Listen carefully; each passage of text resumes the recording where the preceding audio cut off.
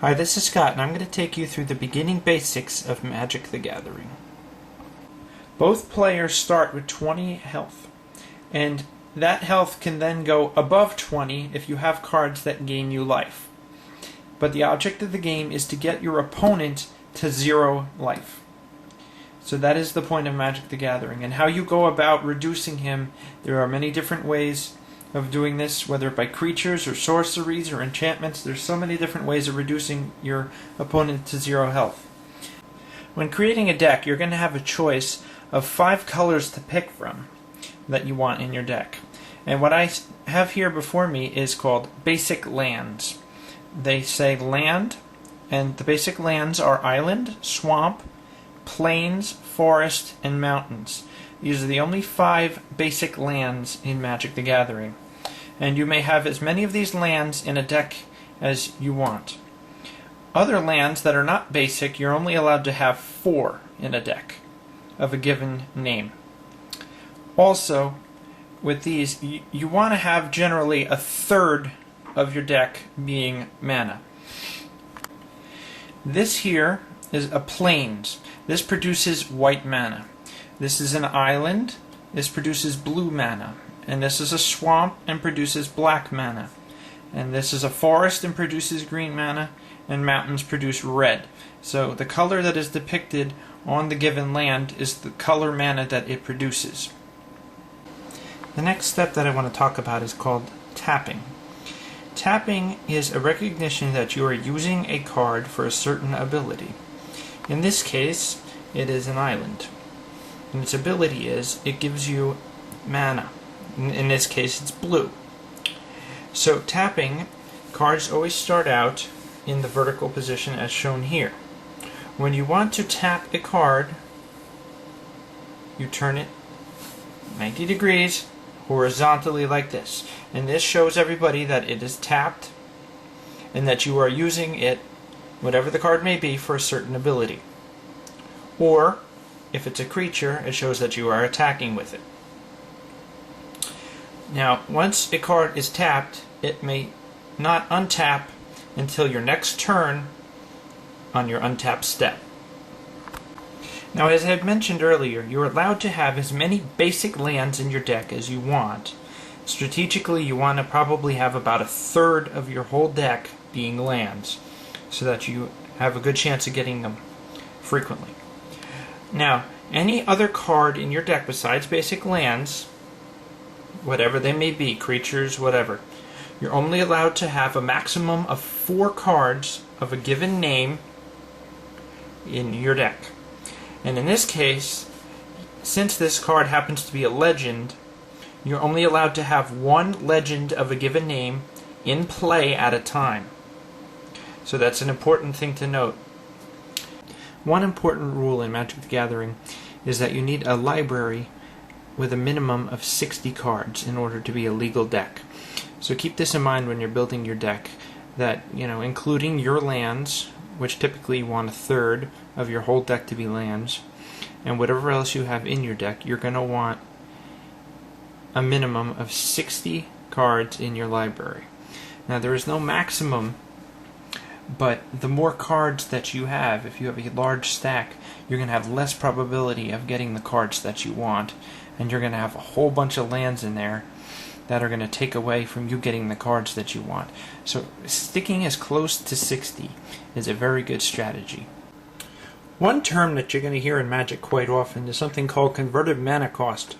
And what this means is it's the total amount of mana that a card requires to be played.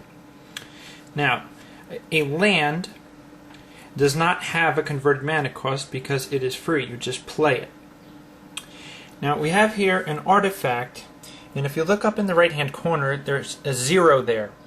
That means that it is a free card and you can just put it out, just like the land. It is free. It has a 0 converted mana cost because there is no mana required to play it. Another example here is this Fright Crawler that costs 1 swamp and 1 other. So, if you're doing converted mana costs, the converted mana cost here would be 2, because it requires you to tap 2 mana. A Fallen Angel on the other hand, costs 2 swamps and 3 other. So the converted mana cost of this card would be 5. So it's just another term that you gotta get used to and know how to do.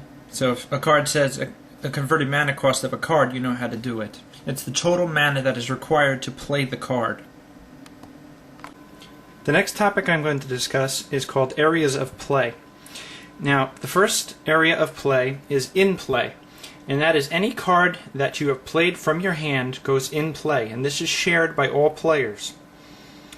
Now, anything that is in play is called a permanent, and it's only a permanent if it remains in play. If you're just playing a spell that is a one-time use and it goes into your graveyard, that is not a permanent. It has to remain out in play. Now, lands are permanents, and creatures are permanents, and artifacts, enchantments, anything that remains in play is called a permanent. Now, the next thing is your library, and this consists of at least 60 cards, and this is where you draw cards from to your hand. The next area of play is called the graveyard.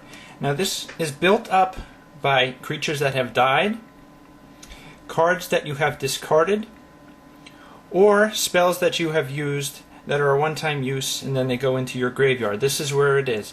And cards in the graveyard are put next to your library on the right, and they're put face up, and any player may view another player's graveyard at any time. Another area of play is your hand, and this is where you get your cards to put into play.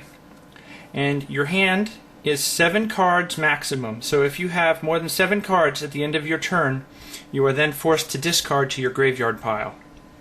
And the last remaining area of play is called removed from the game. And this is a separate pile from your graveyard. And these are cards that have been removed from the game from another card that was in play.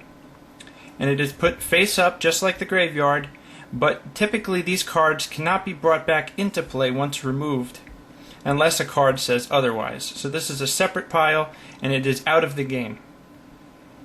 Now I'm going to go over how to start playing a game with an opponent. The first thing you do is shuffle your deck. After you have shuffled your deck, you give your deck to your opponent, and then he cuts it. Now he can cut it anywhere. It can be top, bottom, anywhere. Just cut it in half. And then the opponent then gives the deck back to you. So your deck is ready to go. After you cut your deck, you then take 7 cards from the top, and this becomes your hand. Now, in order to determine who goes first, you look at the bottom card of your library and note the converted mana cost of the card. In this case, it is 1. The player who has the highest converted mana cost has the choice of going first or second. If there is a tie, you then take the next card and determine who has the highest converted mana cost. And this continues until there is a winner. Let's say that I have won the determining who gets to go first. Now I have the choice of either going first or going second. If I choose to go first, I do not draw a card this turn. I get to look at my hand and play a land if I have it, and play whatever I can, but I do not get to draw. Then my opponent, who is the second player going, would then get to draw. Now if this is a game of multiplayer more than 2, everybody gets to draw, no matter if you go first or second. But only in a 2-player game, the first player does not get to draw. Now I'm going to explain something in Magic called the mulligan. The mulligan happens, well, it didn't happen in this case, but it happens when you initially look at your 7 cards in your hand, and you have no mana in your hand. No basic lands and no lands. So, in this case I do, so I'm not allowed to mulligan. But if I did not have any mana in my hand, I could give up my hand, reshuffle my deck, have my opponent cut it again, but instead of drawing 7 new cards, I would draw 6 new cards. So you take a little bit of a hit in your amount in your hand to hopefully get some lands on your first turn. And that is called a mulligan. And you can continually do this, taking 1 less card each time if you do not receive lands.